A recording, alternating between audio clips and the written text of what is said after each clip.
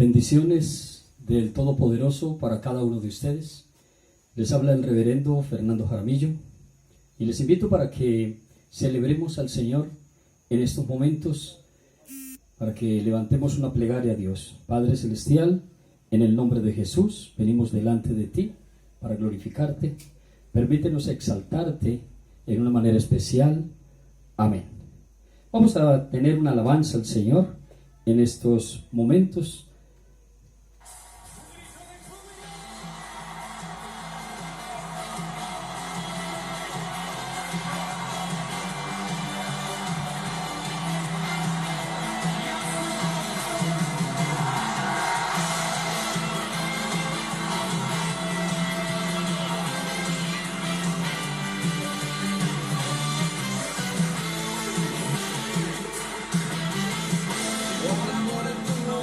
No callaré,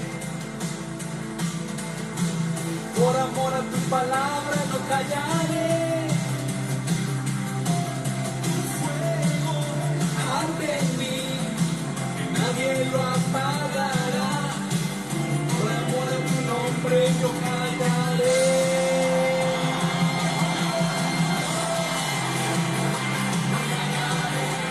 Señor, gracias. Poderoso Salvador,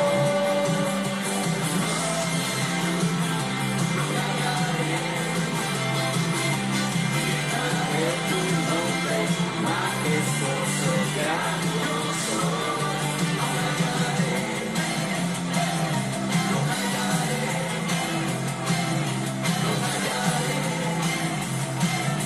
no callaré, no callaré. Él es el Señor y le damos toda la gloria y toda la alabanza al Rey de Reyes. Por amor a su nombre no callaremos. Por amor a su nombre no callaré. Por amor a tu palabra no callaré. Tu fuego arde en mí, nadie lo apagará. Por amor a tu nombre no callaré. Levanta su mano derecha. No callaré. Poderoso, grandioso.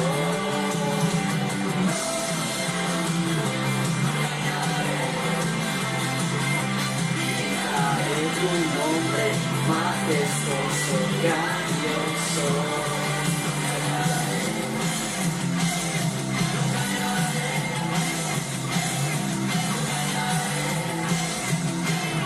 no callaré.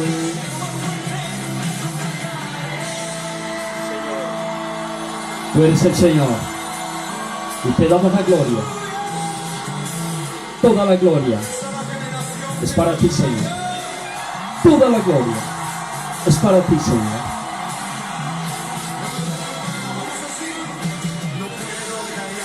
No puedo callar, No puedo callar, no puedo callar, no puedo callar, no puedo callar, no puedo callar, no puedo callar, no puedo callar, no puedo callar, no puedo callar, no puedo callar, no puedo callar, no puedo callar, no puedo callar, no puedo, no puedo callar, no puedo, no puedo, no puedo callar. No puedo, no puedo, no puedo callar.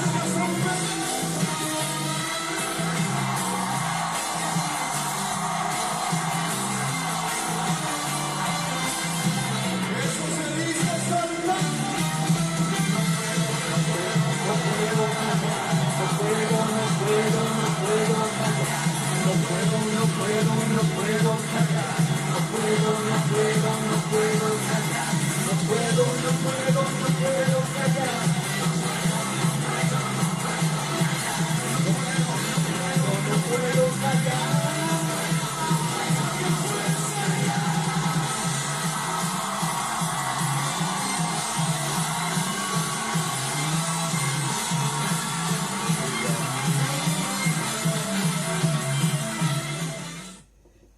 Qué bonito es el Señor, qué bueno es Él con nosotros. Él nos bendice de una manera muy especial. Quiero que compartamos la palabra del Señor en el Evangelio de Lucas, en el capítulo 24. Vamos a estar leyendo los primeros 5 versículos. Dice la palabra del Señor: el primer día de la semana, muy de mañana, vinieron al sepulcro trayendo las especias aromáticas que había preparado y algunas mujeres con ellos. Y hallaron removida la piedra del sepulcro, y entrando no hallaron al cuerpo del Señor Jesús. Aconteció que, estando ellas perplejas por esto, he aquí se pararon junto a ellas 2 varones con vestiduras resplandecientes, y como tuvieron temor y bajaron el rostro a tierra, les dijeron: ¿por qué buscáis entre los muertos al que vive? No está aquí, sino que ha resucitado. Acordaos de lo que os habló cuando aún estaba en Galilea. ¿Por qué buscáis entre los muertos al que vive? Jesús resucitó. Lo primero que tenemos que entender es que Jesús dijo siempre la verdad. Hay que determinar, establecer la verdad de Jesús. Las palabras de Jesús siempre fueron verdad. Así que si nosotros pretendemos que Jesús no dijo la verdad, entonces quedaríamos totalmente en el desierto. Quedaríamos sin ninguna verdad para la vida eterna, porque las palabras de Jesús son vida eterna. Y tenemos que establecer que el Señor Jesús realmente resucitó. La resurrección de Jesús, primero que todo, es un evento histórico. No se puede refutar una grandeza tan grande. Un evento histórico, está en la historia. Jesús resucitó. Así que cuando fueron a la tumba no lo hallaron, no estaba el cuerpo, había resucitado. Jesús ya lo había dicho que Él iba a resucitar. ¿Qué vemos nosotros con esta grandeza de la resurrección de Jesús? Pues en esto, que es un evento histórico, tenemos que ver que muchos han tratado de desmentir la palabra de Dios, de decir que la palabra de Dios no es verdad, que Dios no existe. Pero la resurrección de Jesús es un evento realmente verídico. Nunca encontraron el cuerpo de Jesús. Han gastado miles y miles, millones de pesos en investigación para determinar que Jesús realmente no resucitó, pero sí resucitó. Las pruebas las tenemos no solamente en la historia, sino que los discípulos, después de la muerte de Jesús, estaban muy tristes, estaban agobiados, estaban angustiados porque ya los iban a perseguir, se había muerto su líder, no sabían qué hacer, y estaban muy mal. Pero de un momento a otro se pusieron gozosos, felices, tuvieron fuerza, tuvieron valentía, porque Jesús se apareció. Durante 40 días se fue apareciendo Jesús en todo ese tiempo para mostrarle no solamente a sus discípulos, sino a muchas personas que Él había resucitado. Y se aparece Jesús con los discípulos, y desde ese momento los discípulos cambiaron de actitud. Ya la actitud de los discípulos fue una actitud de gozo, de fuerza, de denuedo. Fue una actitud totalmente diferente. Ya estaban completos nuevamente. Así que es un cambio maravilloso. Pero no solamente es un evento histórico, sino que también es un evento doctrinal. ¿Por qué? Porque la resurrección de Jesús nos ayuda a entender la grandeza del Padre. Jesús fue resucitado. Y por esa resurrección, nosotros, si creemos en Jesucristo, seremos resucitados también. ¿Por qué? Porque garantiza la resurrección de las personas, la resurrección de los creyentes. La resurrección de Jesús nos da a nosotros la fuerza necesaria para tener esperanza. Ahora, la mayoría de las personas, muchísimas personas, están pensando en esta tierra que cuando alguien se muere, pues se acabó, se terminó, hasta ahí llegó. No hay un propósito por tener vida. El propósito de tener vida es tener vida en sí mismo, vivir en esta tierra y tratar de sacar adelante una casa, una familia, y no hay más propósito. Y dicen entonces algunos que cuando una persona se muere, hasta ahí llegó todo, porque no tienen la fuerza necesaria para creer en la vida después de la muerte.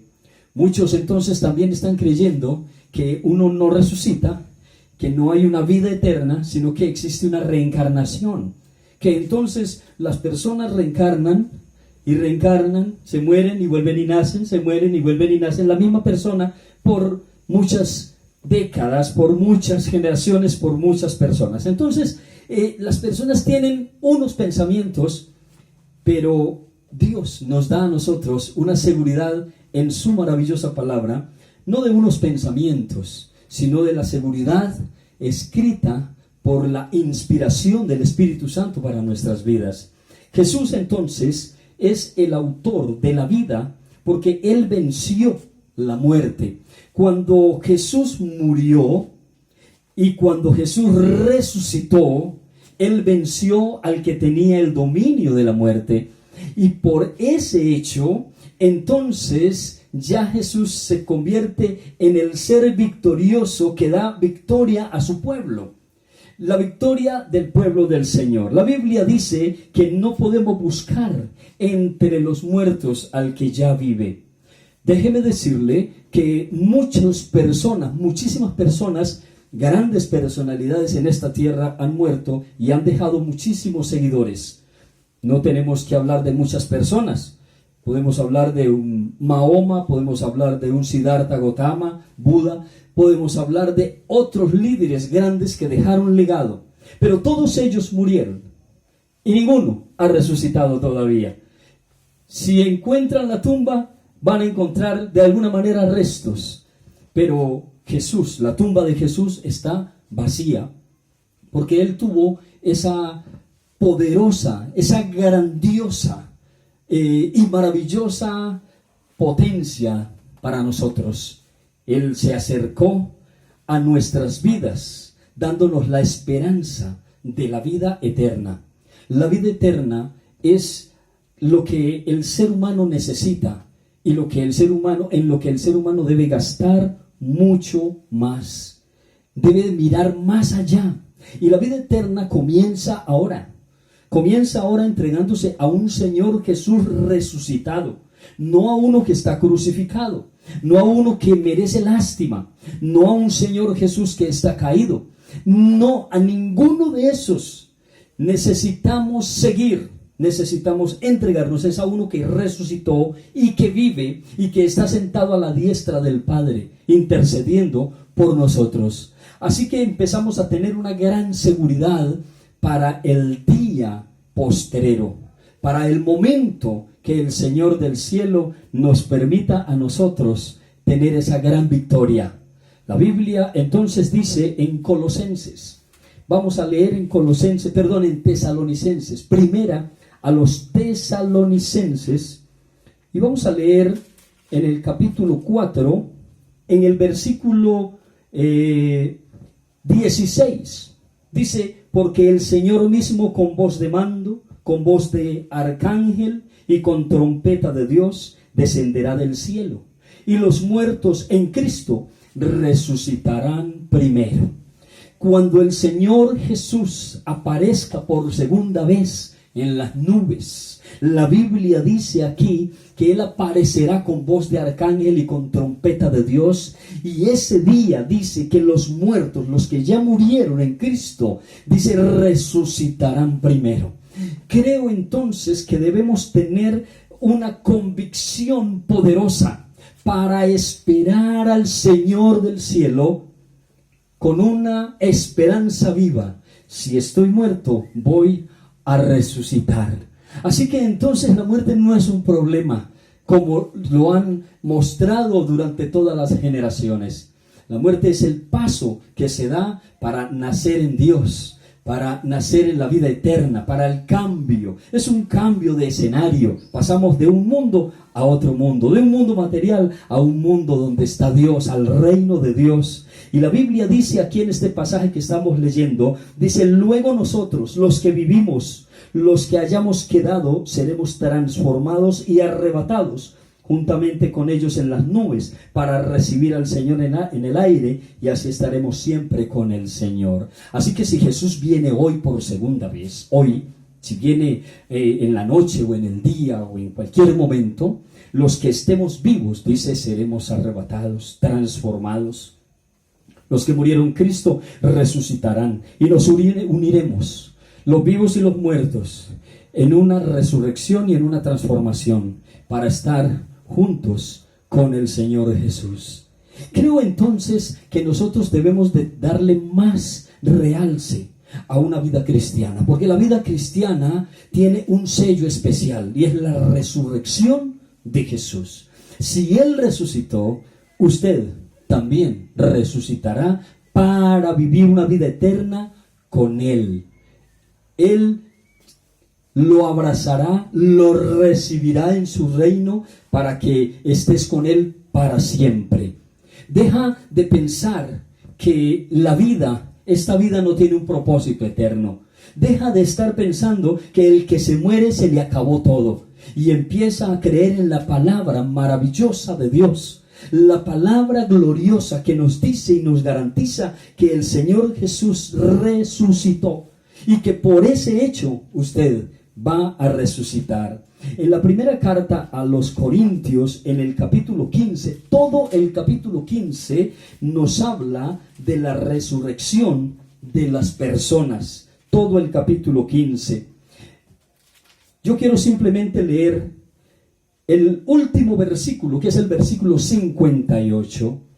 Así que, hermanos míos, amados, estad firmes y constantes, creciendo en la obra del Señor siempre, sabiendo que vuestro trabajo en el Señor no es en vano.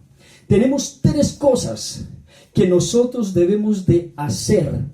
Tres cosas aquí en este pasaje, después de todo un pasaje, 57 versículos de la Biblia, hablándonos de cómo van a resucitar los muertos, qué es lo que va a pasar, cómo va a ser el cuerpo, qué es lo que va a suceder, todo ese pasaje. Pero el último versículo nos dice que entonces, por tener esa convicción, por tener esa seguridad de la resurrección, debemos hacer tres cosas. Lo primero que tenemos que hacer, según este pasaje, es que debemos estar firmes.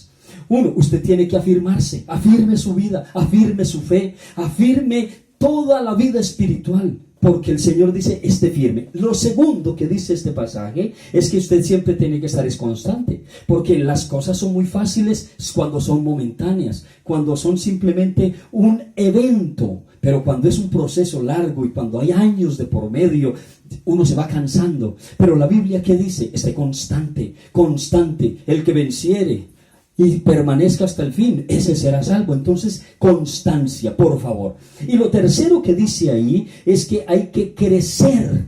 Dice, creciendo en la obra del Señor. Entonces, son tres cosas que debemos hacer, que debemos implementar en la vida. Debemos crecer. Hay que crecer en la obra del Señor, hay que crecer en la palabra del Señor, hay que crecer en la búsqueda del Señor, porque Él resucitó. Lo animo para que usted crezca, para que se establezca, para que tenga constancia, pero muy importante, para que estés firme. Cree en el Señor Jesucristo. Él resucitó y por eso tú también puedes resucitar.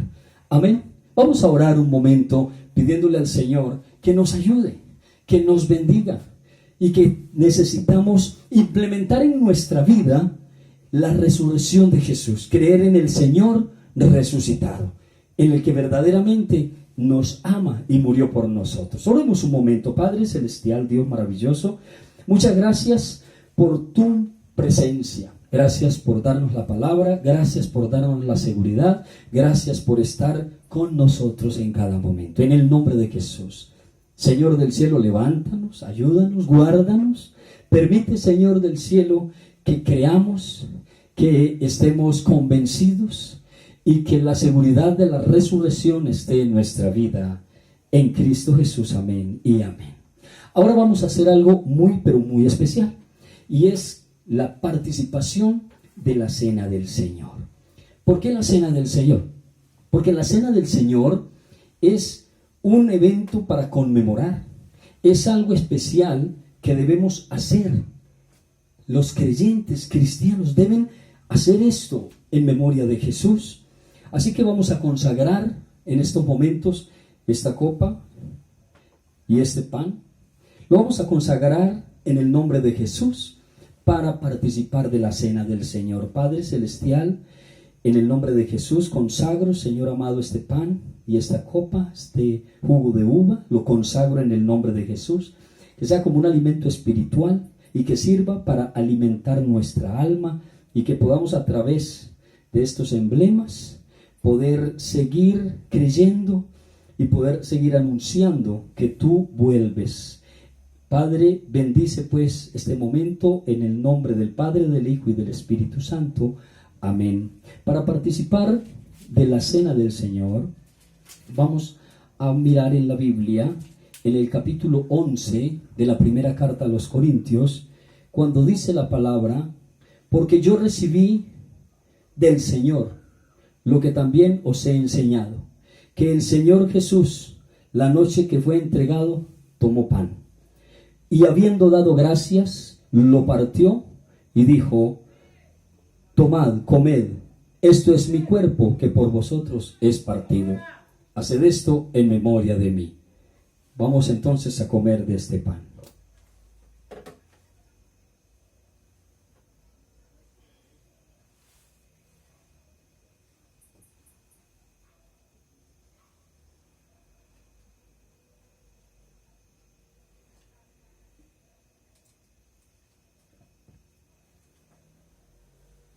Gracias, Jesús, por darnos este alimento espiritual y bendecir nuestras vidas.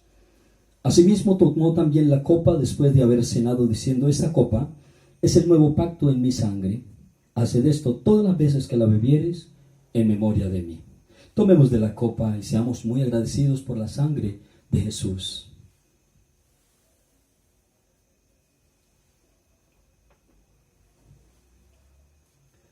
Muchas gracias, Jesús, por tu misericordia, por tu gran amor.